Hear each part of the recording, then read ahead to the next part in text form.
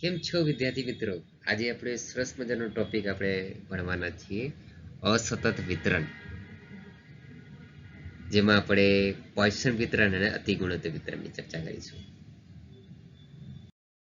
અતિગુણોત્તર વિતરણ એટલે કે અસતત વિતરણ આપણે અભ્યાસ કરીશું. અસતત વિતરણમાં આપણે પોઇસન વિતરણ, અતિગુણોત્તર વિતરણ, ઋણ દ્વિપદી વિતરણ અને ગુણોત્તર વિતરણ, બીજા આપણે કહીએ દ્વિપદી વિતરણ, આ બધા અસતત ચલના સંભાવના વિતરણો છે. આપણે આજે આ ટોપિકમાં પહેલા તો સંભાવના વિતરણ કોને કહેવાય, સંભાવના વિતરણનું વિધેય અને સંભાવના વિતરણના વિધેયના ગુણધર્મ, અસતત ચલનું સંભાવના ઘટત્વ વિધેય, પોઇસન વિતરણ, પોઇસન વિતરણનું સંભાવના ઘટત્વ વિધેય, પોઇસન વિતરણના ગુણધર્મ અને તેના ઉપયોગોની વિગતે આપણે ચર્ચા કરવાના છીએ. વન બાય વન આપણે ચર્ચા કરીએ.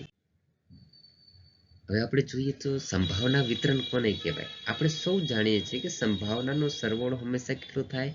1 હોય. અને દરેક સંભાવનાની કિંમતો કેવી હોય? અનનોન હોય. એટલે કે કુલ સંભાવના 1 છે, તેના જુદા જુદા ચલ માટે તેની સંભાવના કઈ રીતે વિતરિત થઈ છે તે દર્શાવતું પુસ્તકને આપણે શું કહીએ છીએ? સંભાવના વિતરણ કહીએ છીએ. હવે આપણે જોઈએ સંભાવના વિતરણનું વિધેય. જે નિયમ દ્વારા કુલ સંભાવના 1 યાદચ્છિક ચલની જુદી જુદી કિંમતો માટે વિતરિત થયેલી છે, તે નિયમને સંભાવના વિતરણનું વિધેય કહે છે. તેના ગુણધર્મ જોઈએ તો સંભાવનાની દરેક કિંમતો કેવી હોય છે? અનનોન હોય છે. એટલે કે સંભાવનાની કિંમતો હંમેશા પોઝિટિવ હોય છે, એટલે કે ઋણ હોતી નથી. એટલે કે પીએક્સઆઈ છે એ 0 અથવા 0 કરતા મોટા હોય છે. અને બીજું, કુલ સંભાવનાનો સરવાળો હંમેશા કેટલો થાય છે? 1 થાય છે. એટલે કે સિગ્મા પીએક્સઆઈ બરાબર કેટલા થાય? 1 થાય. હવે આપણે જોઈએ તો ચલ 2 પ્રકારના હોય છે એવું આપણે કહી શકીએ. એક તો અસતત ચલ અને સતત ચલ. તો અસતત ચલ કોને કહેવાય અને સતત ચલ કોને કહેવાય? કે જે ચલને આપણે છે ને ગણી શકીએ છીએ એ ચલને આપણે અસતત ચલ કહીએ છીએ, અને જે ચલને આપણે ગણી નથી શકતા એટલે કે માપી શકીએ છીએ તે ચલને આપણે સતત ચલ કહીએ છીએ. બીજી રીતે કહીએ કે જે ચલ બે સીમા વચ્ચેની નિશ્ચિત કરેલી કિંમત, એટલે કે ગણી શકાય તેવી જ કિંમતો ધારણ કરતી હોય તો તેને આપણે અસતત ચલ કહીશું. અને જે ચલની બે સીમા વચ્ચેની કોઈ પણ કિંમત ધારણ કરી શકે તો તેને આપણે કહીશું સતત ચલ. દાખલા તરીકે આપણે અસતત ચલ માટે ઉદાહરણ આપીએ તો વર્ગખંડમાં બેઠેલા વિદ્યાર્થીઓની સંખ્યા, કુટુંબ દીઠ બાળકોની સંખ્યા, રોડ પર બનતા અકસ્માતની સંખ્યા, આ બધી અસતત ચલના ઉદાહરણો છે. સતત ચલના ઉદાહરણ આપીએ તો કોઈ વ્યક્તિની ઉંમર છે, ઊંચાઈ છે, વજન છે વગેરે સતત ચલના ઉદાહરણો છે. હવે આપણે સમજીએ સંભાવના ઘટત્વ વિધેય કોને કહેવાય. ચલ આપણે જોઈએ કે 2 પ્રકારના હોય. જ્યારે આપણા ચલ અસતત ચલ હોય તો તેના સંભાવના વિતરણને આપણે શું કહીએ? સંભાવના ઘટત્વ વિધેય.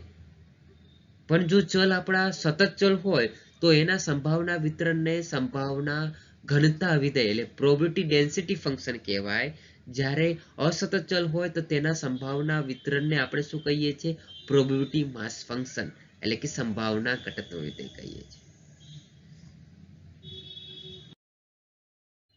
હવે પોઇસન વિતરણ, આમાં આપણે 3 ક્વેશ્ચન બનાવી દઈએ જેથી આપણે સરળતાથી યાદ રહે કે પોઇસન વિતરણ એ કેવા ચલ માટેનું સંભાવના વિતરણ છે, પોઇસન વિતરણની શોધ કોણે અને ક્યારે કરી હતી, અને દ્વિપદી વિતરણ છે એ પોઇસન વિતરણને ક્યારે અનુસરે છે. આવા શોર્ટ ક્વેશ્ચન 3 બનાવી દઈએ અને એનો જવાબ આપણે આપીએ. કે પોઇસન વિતરણ છે એ અસતત ચલ માટેનું સંભાવના વિતરણ છે. તેની શોધ 1837માં ફ્રેન્ચ ગણિતશાસ્ત્રી સાયમન ડી પોઇસને કરી હતી. દ્વિપદી વિતરણ છે પોઇસન વિતરણને ક્યારે અનુસરે છે, અથવા દ્વિપદી વિતરણ પોઇસન વિતરણ ક્યારે બને છે? તો જ્યારે n ની કિંમત ખૂબ જ મોટી હોય અને p ની કિંમત ખૂબ જ નાની હોય અને np કેવા હોય? અચળ હોય, એટલે કે ગણી શકાય, મર્યાદિત હોય, ત્યારે આપણે દ્વિપદી વિતરણ છે એ પોઇસન વિતરણને અનુસરે છે. હવે પોઈસન વિતરણનું સંભાવના ઘટત્વ વિધેય. આપણે અસતત ચલના વિતરણો ભણી રહ્યા છીએ, તો જો એક યાદચ્છિક અસતત ચલનું સંભાવના ઘટત્વ વિધેય નીચે મુજબ હોય, એટલે કે p of x બરાબર e raised to minus m into m raised to x upon x factorial, જ્યાં x બરાબર 0 1 2 3 ઇન્ફિનિટી હોય, તો ચલ x ના વિતરણને આપણે પોઈસન વિતરણ કહીએ છીએ. જ્યાં e શું છે એ અચળાંક છે જેની કિંમત 2.7183 થાય છે, અને m એ પોઈસન વિતરણનો મધ્યક છે, તેને શોધવા માટે n into p.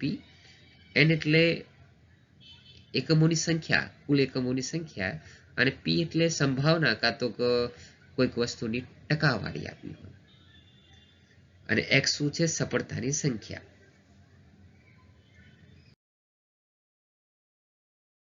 ખૂબ જ સરસ મજાનો પ્રશ્ન બની શકે એવો કે સંભાવના પોઈસન વિતરણનું સંભાવના ઘટત્વ વિધેય જણાય ને તેના ગુણધર્મ જણાવો. તો ગુણધર્મને યાદ રાખવા માટે અમુક ક્વેશ્ચનો આપણે યાદ રાખી લઈશું કે પોઈસન વિતરણ એ કેવા ચલ માટેનું વિતરણ છે, પોઈસન વિતરણનું પ્રાચલ શું થાય છે, પોઈસન વિતરણનો મધ્યક શું થાય છે, પોઈસન વિતરણનો વિચરણ શું થાય છે, પોઈસન વિતરણનો પ્રમાણિત વિચરણ શું થાય, કયા વિતરણમાં મધ્યક અને વિચરણ સમાન હોય છે, બે નિરપેક્ષ પોઈસન ચલનો સરવાળો કોને બરાબર થાય છે, પોઈસન વિતરણની વિષમતા કેવી ધરાવે છે, પોઈસન વિતરણમાં એમની કિંમત વધુ તેમ વિષમતા કેવી હોય છે, અને પોઈસન વિતરણનો મહત્વનો ગુણધર્મ શું છે. આટલા પ્રશ્નો આપણે જો યાદ રાખીએ તો એના ગુણધર્મ સરળતાથી યાદ રહી શકે. તો પોઈસન વિતરણ છે એ અસતત ચલ માટેનું સંભાવના વિતરણ છે. તેનો પ્રાચલ શું છે, તો એનું પ્રાચલ m છે, એનું મધ્યક તો m છે, એનું વિચરણ એ પણ m છે. એટલે આપણે જોઈ શકીએ કે પોઈસન વિતરણમાં મધ્યક અને વિચરણ કેવા હોય છે, સમાન હોય છે. તો પ્રમાણિત વિચરણ શું થાય, √m થાય. બે નિરપેક્ષ પોઈસન ચલનો સરવાળાનું વિતરણ એ કોને બરાબર હોય છે, પોઈસન વિતરણને બરાબર હોય છે. અને પોઈસન વિતરણ એ ધન વિષમતા વાળું વિતરણ છે. પોઈસન વિતરણમાં જેમ m ની કિંમત વધુ તેમ વિષમતા કેવી હોય છે, ઓછી હોય છે. અને ભાગ્યે જ બનતા બનાવોમાં પોઈસન વિતરણનો ઉપયોગ થાય છે, મહત્વનો ગુણધર્મ છે. હવે આપણે જોઈએ તો પોઈસન વિતરણના ઉપયોગો.